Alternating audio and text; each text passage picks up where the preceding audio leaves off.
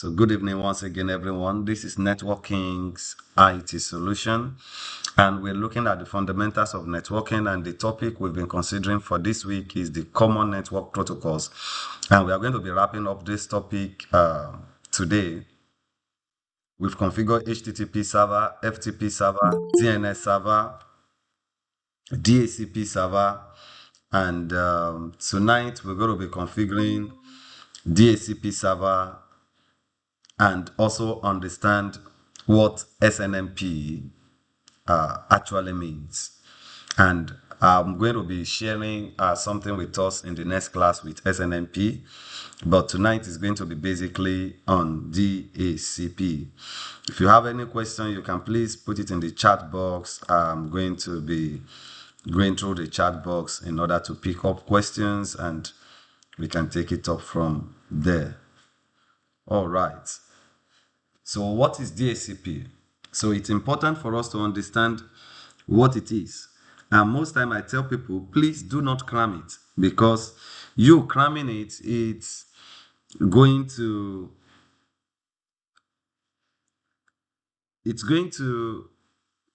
give interviewers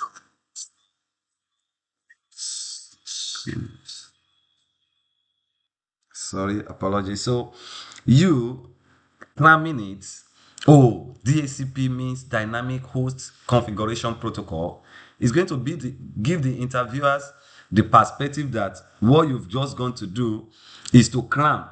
No, we are not expecting you to cram. As a matter of fact, there are so many abbreviations in networking.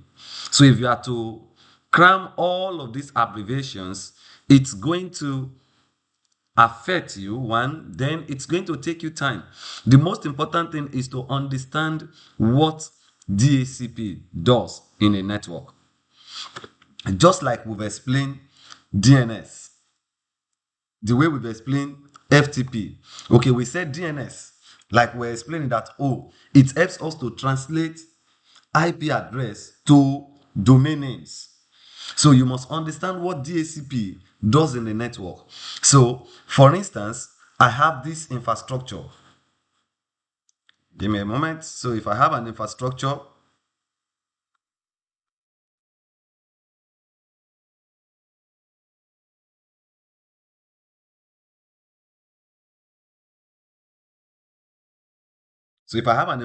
whereby there are many PCs, there are companies that have over 200 PCs on the network.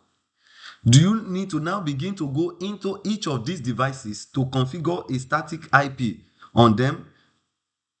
So imagine if there are 10 floors. So you begin to move from floor 1 to floor 2, floor 3, floor 4 to 10 in order to configure static IP on those PCs. No. So what DHCP server does for you is it helps to configure IP address on devices on a network. So I will read from here. DHCP, which is dynamic host configuration protocol, is a network management protocol. A network management protocol used to automatically assign IP addresses and other network configuration parameters to devices on a network. You're going to see what we're going to do shortly. This enables devices to communicate with other IP networks and reduce the need for manual IP address configuration. So they can ask you, why do we need DHCP? It is because we want to reduce the need for manual IP configuration. That's one of the advantages. Another advantage is it helps us to avoid errors. It's possible that, oh, you want to type 192.168.200.20 and you mistakenly type 192.168.20.20. Obviously, that device is not going to communicate on that network because the IP is not correct. But once you configure the correct DHCP server, when you have a correct DHCP server, it doesn't matter where the device is placed on the network or on the infrastructure. So far, there is a connection between the DHCP server and that device, the device can get all of the IP configuration that it's needed for communication on that infrastructure. What are the other things that you can add to your IP parameters? When a device connects to a network, the DHCP assigns it an available IP address and other necessary information, such as the subnet mask, default gateway, DNS, and so on. So, when a device is coming up for the first time on an infrastructure, what it does is to do what we call DORA: discover, offer, and this is the process through which DHCP. So it keeps shouting, I need an IP address, because it is that IP address that it needs to use for communication. So when a device comes onto the infrastructure for the first time, it says, oh, I need an IP address. So the DHCP server on that infrastructure will now respond, oh, this is an IP address, you can take it. So I'll give an instance now. Let's look at this, our setup. So on this setup, please, if you can see my screen, I want to start sharing now. If you can see my screen, just let me know.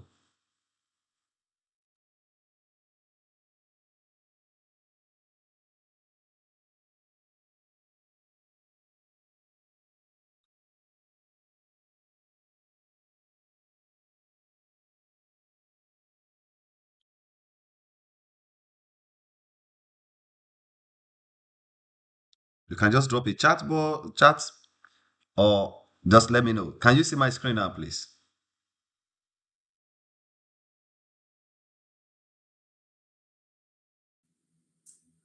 We can see your screen, sir. All right. Thank you. Thank you. Now, so on this infrastructure, we have our FTP server. I remember this was our FTP server. We have the HTTP server 192.168.30.50. We have the DNS server, which is 192.168.30.51.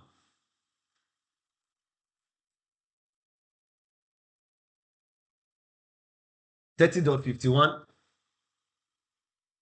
And we have some PCs connected on the infrastructure.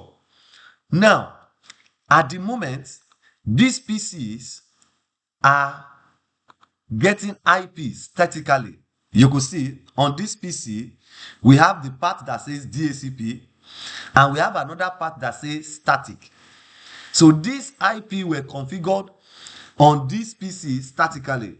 But we said we can have a network protocol that will help us to assign IP to this PC automatically without having to go there to assign IP on it. So now let's test this. We don't have any DHCP server on this infrastructure yet. So let me click on DHCP and let's see what happens. So now it says DHCP failed. APIPA is being used. Now, this is an APIPA IP 169.254.213.56. This is an APIPA IP. When you see this kind of IP, there is no way this device can communicate on that infrastructure because DHCP is not configured. So there is an APIPA IP that is assigned to any device on an infrastructure in which DHCP is not configured. But then, if DHCP is configured, but that PC cannot talk to the DHCP server, it will also get an APIPA IP. So now, let's go and configure our DHCP server. So what I'm going to do is, I'm going to configure our DHCP server with this router, our LAN router, that our LAN router should also act as our DHCP server. So let's check the configuration that is currently running on this router.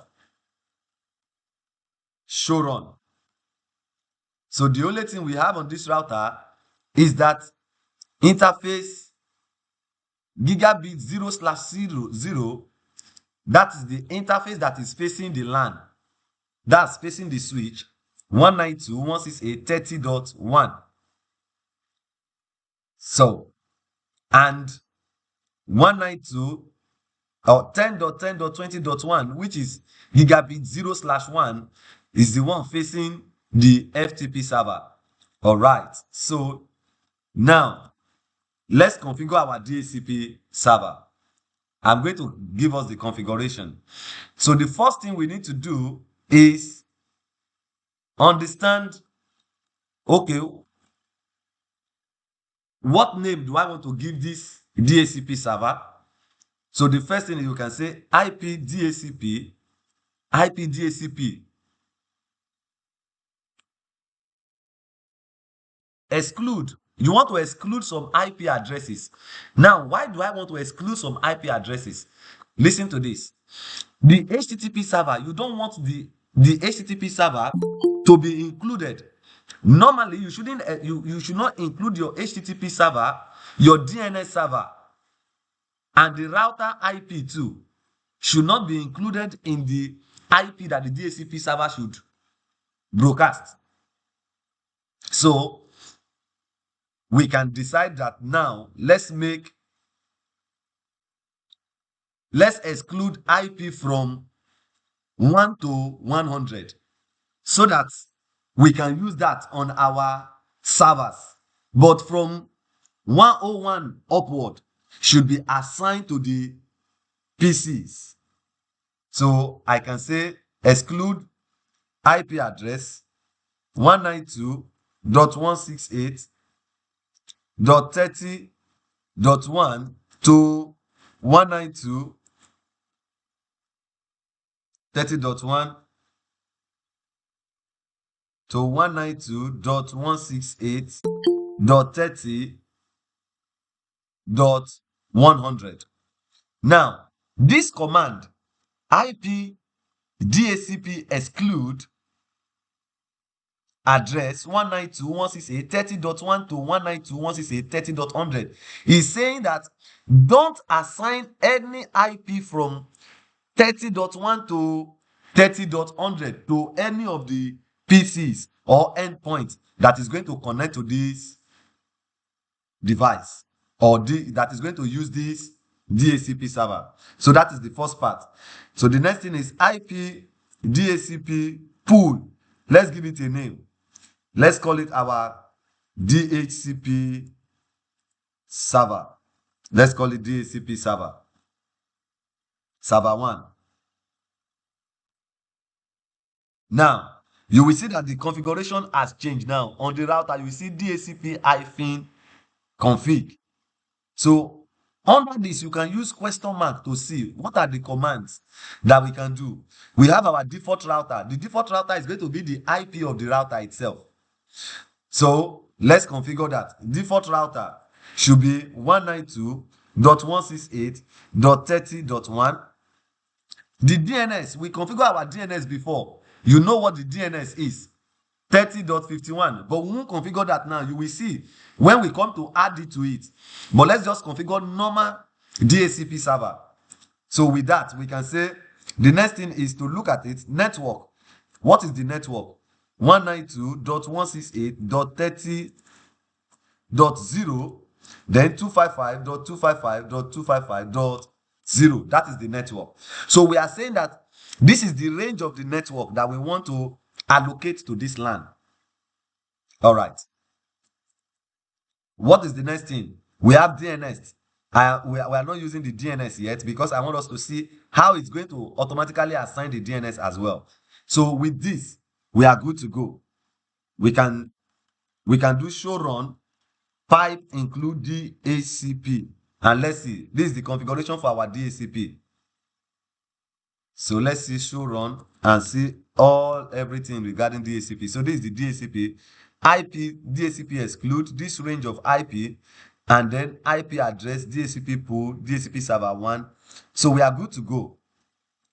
So on this, let's save our configuration.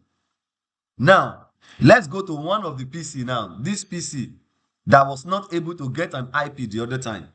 So we come back, you can see it has automatically gotten an IP now, even before we did everything. You can see the IP here now, 192.168.30.101.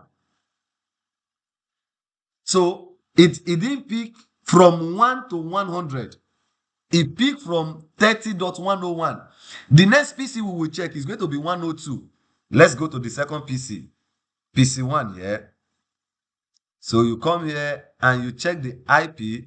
This one we have it as static. Let's go back to DHCP and see. So let's see what it gives us. It's 192.168.30.102. And you can see the gateway 192.168.30.1. If we ping, remember we have our DHCP, our DNS server working at 30.51. If we try to ping 30.51, it should go because it's on the same network. Ping 192.168.30.51, which is our DNS server. Fantastic. If we even try to ping our FTP server, which is 10, ping 10.10.20.1 is responding, and .2 is responding. It should respond, all things being equal. Okay. Yes, responding. So our DHCP is working. However, on this DHCP server, we do not have DNS configured. So we can configure our DNS too in our DHCP server so that you don't have to physically assign DNS. So if I go back to my router and start the configuration show run, I can go back. So the DHCP, all I need to do is config T and say IP DHCP pool now. The pool name is DHCP server 1. You can have more than one DHCP server on a router. So DHCP server 1, I can now add that I need the DNS server to be 192.168.30.51. But before I configure this, let's try and see if we can talk to this DNS server via HTTP on our PC. So on this PC now, if I go and try to check the DNS server, if the DNS server is going to give me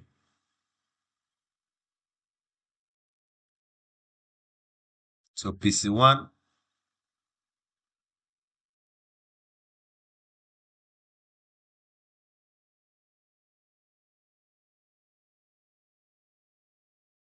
just a moment.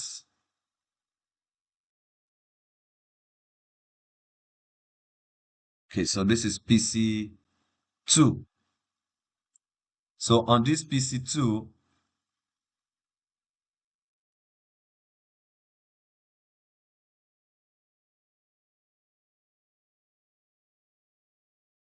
it's booting up.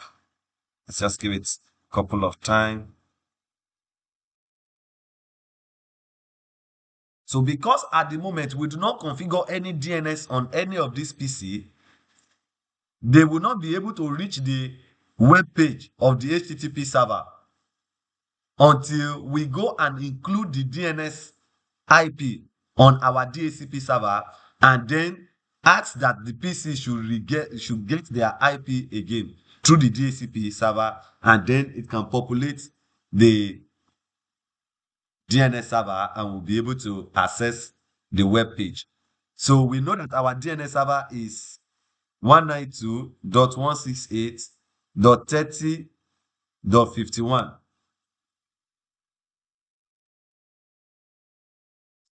So we try to access it, it's not going. Also, let's try to check the URL.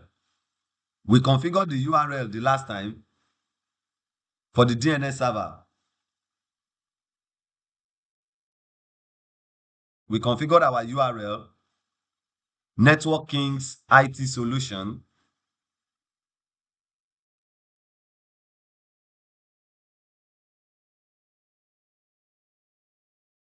Okay, so these are DNS server and DNS. So if you remember this, we have this and everything was working fine the last time. So if I copy this and go back to the PC2, and try, it said request timeout, so it couldn't talk to it. Let's put this. Did you see host name unresolved? But now let's go and configure our DHCP and let it talk to. Another thing we need to confirm is this PC, does it have an IP? And let's see if it has an IP.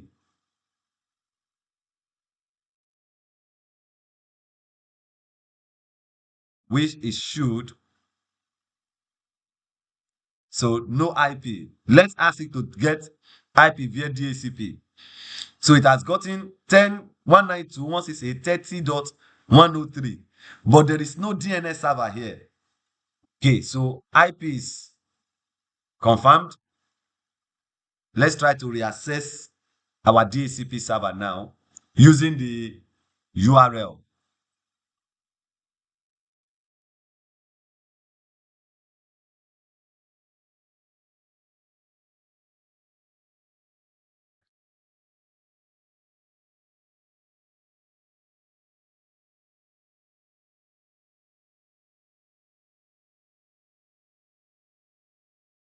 Please, if you have any question, you can just throw it in the chat box. I'm checking the chats and I will be able to pick it up from there.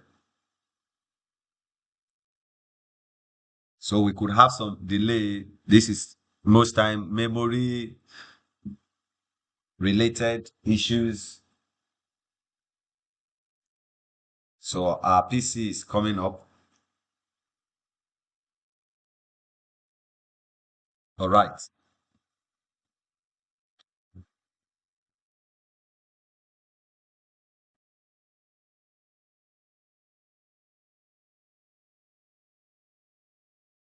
So let's try again and see if it tells us that what?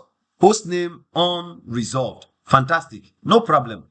So now let's go and configure on the router. We've been configuring that the DNS should be 10.192.168.30.51.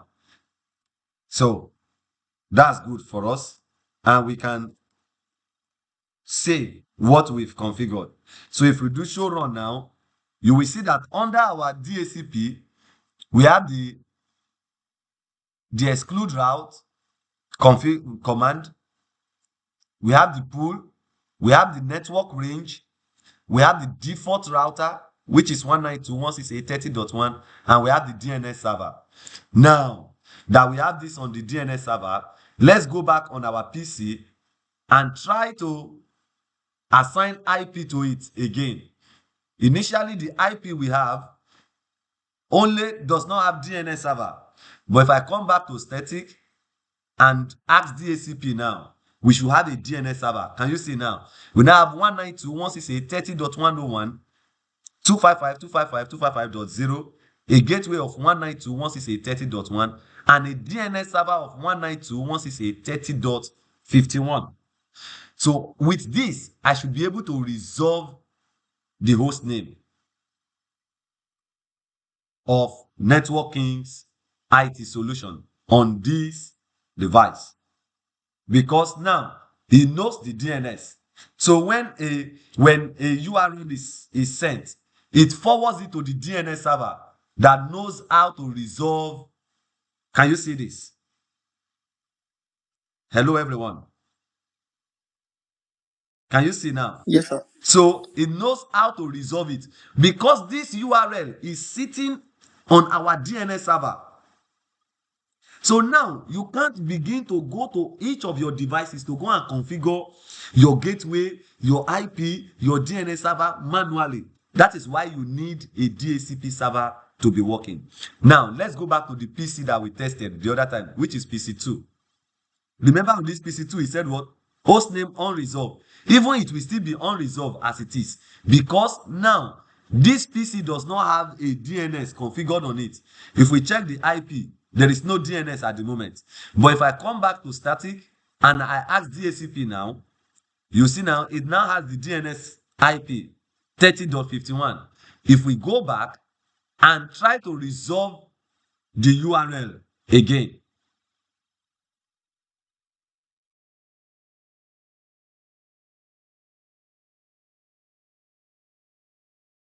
so let's give it a couple of moments. PC2. Okay, this is it. So it told us before that it could not resolve it, but now let's see. You can see PC2 now is able to resolve the URL networkingssolutions.com. So this is the purpose of our DHCP server, that it's able to configure different parameters, which includes IP address, subnet mask, and default gateway, including DNS, in our configurations. So we move to the next protocol, which is the last protocol we're going to consider in this topic, common network protocols. SNMP, Simple Network Management Protocol. As a matter of fact, this understanding what this does is a very big, a very useful knowledge that we should know as a network engineer, cybersecurity engineer, cloud infrastructure engineer, DevOps engineer. Irrespective of the area of our specialization, we need to understand how SNMP and what it does. So SNMP is a protocol used for network management and monitoring. It's actually basically for monitoring. That is what it does. It helps you to know when a link is down, when a link is up, when a link is degraded. SNMP helps you to monitor it. It allows network administrator to manage network performance, find and resolve network problems, and plan for network growth. So SNMP works by sending messages called protocol data unit, PDUs, to different parts of the network. So what it does is it wants to know if your router is up, if your switch is up, if your server is up. So SNMP is configured to help you monitor your devices. You can't be going to the devices one after the other to know if they are powered up or not. With your SNMP tool, you can know if an equipment is powered up or is shut down. So that is the basic function of SNMP. The protocol consists of three components: the managed devices, that is your router, your switches, the agent. This agent is sometimes some are installed on your PC to help you monitor the devices, and the network management system. So now, I think when we design a network later on, we are going to be using Necrotic Dude. We have different NMS, the network management process. So sometimes they will call it NMS for you, network management system. So Necrotic Dude is free, though there is the enterprise version, but the free version, you can just install it even on your Necrotic router. You install it there and you'll be able to monitor your network across different locations.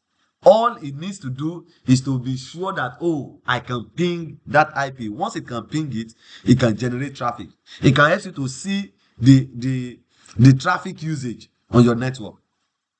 Some of the examples of SNMP are PRTG, WhatsApp Gold. Some of you will just hear those noise. You don't even know Necrotic Dude, Intermapper.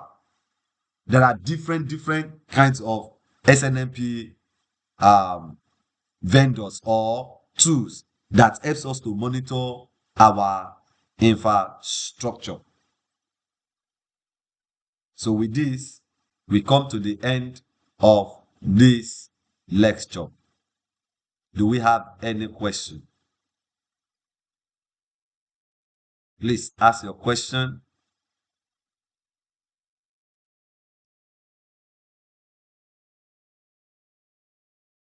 Any question, please?